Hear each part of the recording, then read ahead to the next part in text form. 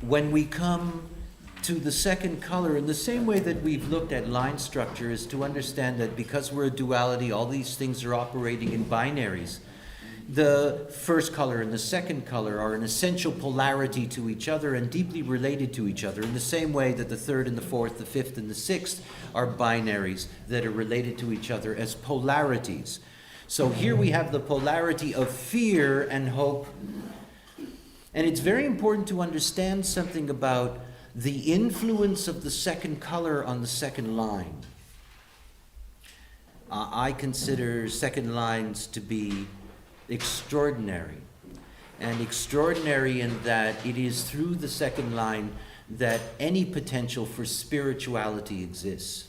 Any potential for spirituality exists. And it doesn't exist in any other line. And it doesn't exist in any other line. It doesn't even naturally exist in the second line, but it exists in the resonance to the second color. The second color has a theme of being theist, anti-theist.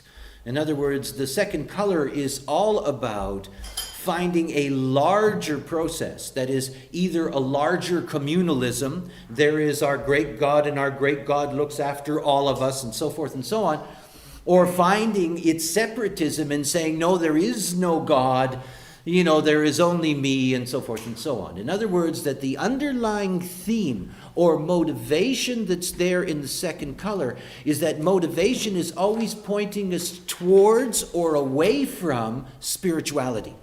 Always. It's clear to me that in my experience of being somebody who has received knowledge, and that my process was a process of being anti-theist.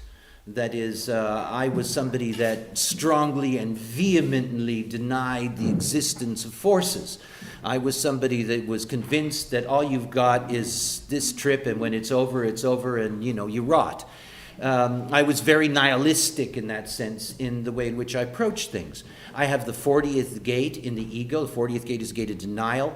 It's part of the bridge in the mystical system. The 4037 is part of our, at the design level, where we search for God and spirituality. The 37 always hoping and always open to the possibility. The 40 ready to deny any of that. So I was a great denier. And my 40th gate is the second line. Now look, I was called. I was called out of that second line. I was called out of that resonance to the second color. It was the only place where you could reach me. And my experience with the voice was that what the voice did to me was smash my ego. Not that you notice. We didn't know you before. No, you didn't know me. If you knew me before, you would understand. This was the only place where spirituality could actually get into me in that sense. So very important to understand something about second lines, wherever you see them, is that to recognize that underneath that second line is a motivation moving one through that line towards spirituality or away from it.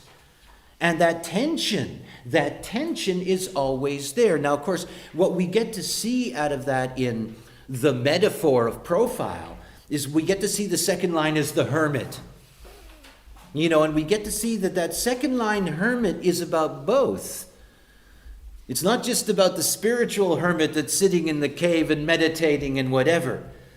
It's also the hermit that is simply there because they are alone, that they realize that there is nothing else for them.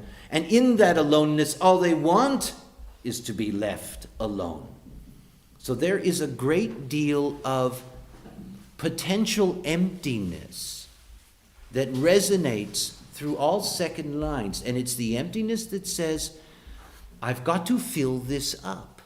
So many second line beings, and particularly second line beings in terms of profile, that they have places and points within their life where the spiritual is irresistible, whether it's the church bells that they hear as a kid, or whether it's the New Age phenomena that might touch them later in their process, that there is a susceptibility in that sense, because that line is always resonating to that motive underneath. Life isn't worthwhile unless we know, in that sense, that there's a God or not. Or not. And it is the hope of not having either a God or not a God. It's the hope of finding that resolution. It's finding that resolution, and all second lines in their process, they are always going to be called at some point or another. And they're always going to be called in order for them to resolve that process. And these are beings that it's not a matter of the first line fear that you've got to be in the community, or you've got to be separate, or you've got to be concerned, or you've got to investigate. Remember, second lines are naturals. So they have nothing to do with that process, but they have to do with a larger process. That is, it's outside of the realm of the mundane. They're always being driven, they're always being motivated to find a spiritual value or not in what they meet in this life. One of the easiest ways to understand first and second color as a binary is to understand them in the concepts that we have of church and state. In other words, these are two basic themes that ground us. And these are two basic themes that bring us together. And they're very separate from each other. One of the things to recognize about the nature of fear as a color is that fear as a color leads to investigation, leads to establishing foundations, leads to creating on-the-ground realities in that sense. It is highly political in that way, whether that's communalist or whether that's separatist. But in dealing with the second color and in understanding something about the second line, that it is, in that sense, quote-unquote, a natural, there is no way in which the church is going to do that. In other words, the second color is all about waiting for the answer to come. It's not about working on the solution. Wait for God's word. Wait for the angel to come. Wait for the UFO to show up. Whatever the case may be. And one of the misunderstandings about the person in the cave is that most of the time the person in the cave doesn't know why they're in the cave. It's not like they decided. They don't know. And they're in the cave and they're waiting for something to happen. This is the theme of all second line beings, being in their house, doing their own thing, waiting for something to happen, waiting for the call. And again, it's so important to understand that this second color of waiting for the call is waiting for the answer to come to you beyond the mundane. It's not enough that the first color, first line person says to you, all right, this is the foundation, this is the way it works. That second line being is waiting for a higher calling. In other words, this is the real separation that we have between the realm of the mundane and the realm of God, the realm of spirituality, the higher values. The first color says, what are we? And the second color cries out, why are we? And that is their basic difference. And you can see how that's going to influence you in the way in that resonates. Again, most of you will not be able to find your particular color in your profile. However, by simply understanding your profile lines, more important than finding your own color, is realizing how you're conditioned by others. In other words, second line beings, the moment they're around second color people, all of a sudden are being pulled into that, why are we here? What's the big answer? When am I going to meet God? All of these things. And they can be people who by their very basic nature aren't like that at all. And do not understand why all of a sudden they have these deep feelings inside about the great unresolved questions. Of course, if we're objective and we stand above all of that, we see that basic duality in the first and second color, that this is the essential mix for us. We do need to know how to survive. We do need to know how to live physically in the world. Yet at the same time, that is not enough. It is not enough. We're not designed to just accept that. There has to be more. You know, it's always been my joke about the mystical, the spiritual, the religious. It's genetic, after all. We're designed to go in that direction, either positively or negatively. We are designed always to deal with that larger question. And so look at your second lines and recognize something. You know, let's say that you've got a second line in a logical gate in the mind. Just imagine. You know, the only way that you're going to accept a formula is if it's somehow this inspired greater formula. In other words, there's going to be a force underneath that says, no, it's not enough to have these simple, mundane answers. I don't like these simple, mundane formulas. You know, where's the larger answer? Where's the why? I've always had people come up to me and say, yes, but if there was something before this, what was it? You know, meaning the universe and whatever. And I'd say, you know, it doesn't matter to you. You know, live out your design, live out your strategy. You know, that's not a resolvable. But you know, this is a second color process. And the second color process is never, ever, ever, ever, ever, ever satisfied until they meet God or the devil or anything in between. They will not be satisfied. You know, facts will satisfy the first color. Give them the facts, show them the foundation, the fear will dissipate. But that search deep within the second color, it never ends. And of course, it's one of those things that does not allow us to abandon spirituality. And it's one of the mysteries of God. You know, the scientific mysteries, one by one, we hammer them down and we know we'll get them all. But this mystery of the spiritual, you know, this mystery of the forces, this is only resolved one being at a time, like me. You see, it doesn't matter whether you believe me. It doesn't matter whether you understand it. Only I have been there. And for me, it's resolved. I have no second color themes anymore. I've been there. I know it's there. I've met it. And that's the only way that that dissipates. There is no search in me, nor a need for denial. It's just not there. And that the only way that the second color is ever satisfied is when it has that experience. One of the things that I know about my work is that human design brings the spiritual satori that all second colors motivate us towards. That as long as you get to that point where you live out the experience of truly being you, you will see the magic that life provides. And you will see the magic that the forces are truly there. But that's something that every single human being has to meet on their own. Nobody can deliver it. Nobody can deliver it. It's why since the 1780s and the beginning of the nine-centered being that religion has been in such trouble. Because it cannot be given the way of the first color. You know, you cannot say that it's a fact that Jesus walked on water or Gabriel spoke to Mohammed on the Temple Mount. You cannot, because nobody's going to, well, not nobody, but most of us in the secular world are not going to accept that as anything other than perhaps a possibility, perhaps a myth, perhaps a legend. And so all of that first color attempt to influence the second color doesn't exist anymore. It doesn't. That's why I know in moving into a 6-line phase that each and every one of us has to find that in their own experience as themselves.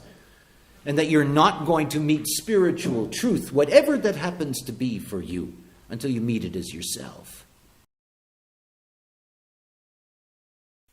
You'll just notice that none of the 6 motivations are about love or hate. And that's very important to understand, because that is not truly a question for us. However, it happens to be what happens to us when we live out the not-self and get caught up into all of these things.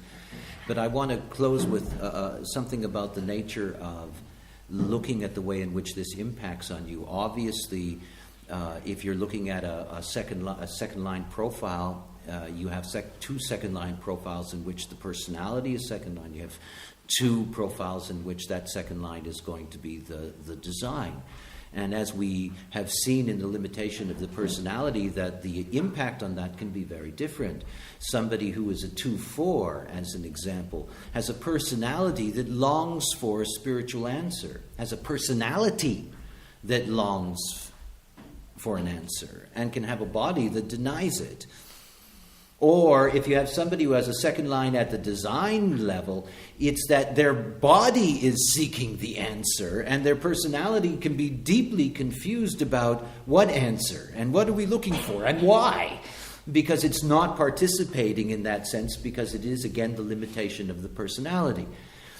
So important to realize that because we are all influenced through our profiles by resonance with others who have the color that resonates to it, that if you are walking around with a second line profile, that you have to begin to put in perspective for yourself what this larger question really is about. And it's one of the things to understand, most importantly, there is nothing more powerful in the world, nothing, than a second line that receives the call. Nothing. I know. You have a second line that receives the call. It's why I always call the 2-4s the great missionaries. You know, that's a personality that's always saying, no, no, no, no, no, no, no, no, no, and all of a sudden God shows up. You know, some angel shows up and says, "Hi, Harry, how are you?" And Harry opens the door of the cave and goes racing out into the world saying, "I just met," you know. And there's nothing like them. Because you see, again, this is my whole point about understanding the second color. At the moment that you meet it, whether you meet it as phenomena that's there, in other words, you meet the forces, or you meet the darkness of the emptiness of forces, which is also on the other side, it's only then that this stops being a theme. And it means that all of us are driven to that threshold. Recognize that. We are intended to be spiritual in the sense that we find our wholeness. We are designed to get to a point of being able to integrate the illusion of our separateness with the totality of creation. We are driven there genetically. And that you can see that all of us, in one way or another, it's very, very hard to find a human being that has no second lines, as an example. You're always going to have in the world this theme of the second color, driving us to have these greater answers. You know, this the September 11, by the way, the date 9/11, which is kind of cute because that's the number you call when there's an emergency. This event that took place on 9/11, when they did one of the very first memorials, and they brought up all of these various, religious officials, whether it was, priests or rabbis or mullahs or whatever, and they put them all on stage and they did all their thing. And then it was in the States, obviously, and they invited, the last religious speaker was Billy Graham, who's a famous American evangelist, Protestant evangelist, very, very old at this point. And he stood up there and he said something very interesting. His concern was that everybody was going to question God. And one of the things he said was, that it's all right to be angry at God. And it's all right to question it. And of course, this is the whole difficulty that we have with those who speak of spirituality, yet have not actually lived the experience. That all of these questions are unresolved questions, and everybody is pointing. There is nobody that can say that Allah is not greater than Jesus, or whatever, however you want to put all these things and all of these equations that people have, because we don't have first-line resolution. So each and every one of us has to find our point of faith or lack of faith in this life in order to be liberated. In order to be liberated. So this second color, a very, very important theme. And you can see what happens with the second color is ultimately its harmony is the fifth color. The heretic, the heretical conditioning, so that you take that theist, anti-theist revelation on either side, and then you go out there and you pump it out to everybody. And this is what we universalize more than anything else.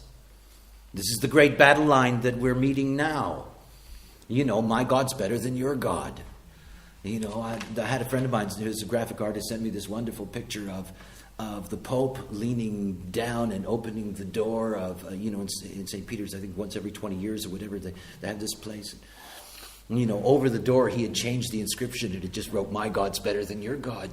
This is part of our unresolved question of faith. And of course, for me,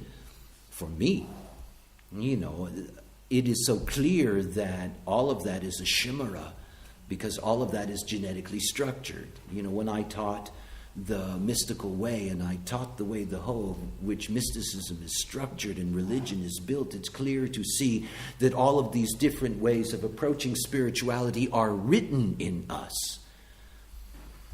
And only when we begin to see that these are all aspects of a whole are we going to feel whole. So each and every one of us, based on the second color, we all have to meet this trial in life. And it is the trial of whether we can embrace the spiritual or not. Not a choice. And you're deeply influenced by the beings around you because you're influenced by all those second colors that are in the world.